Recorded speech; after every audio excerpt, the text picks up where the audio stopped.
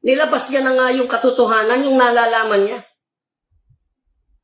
Despite all odds, sabi niya, ito po ang totoo. Sila yung nagdala. Aba, 48, 2.2 million po yung dinala niya na pera ni Eric Yap doon sa bahay ni...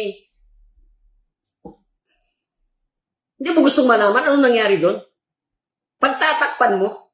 Tsaka huwag niyo pong pakialaman yung mga testigo dyan sa inyo in aid of legislation po kayo.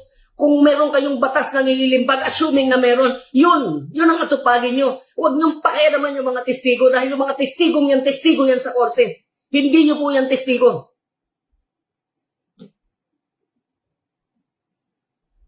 Pasiklaban kayo ng pasiklaban, pinagtatakpan nyo yung mga may sala. Kano po ba?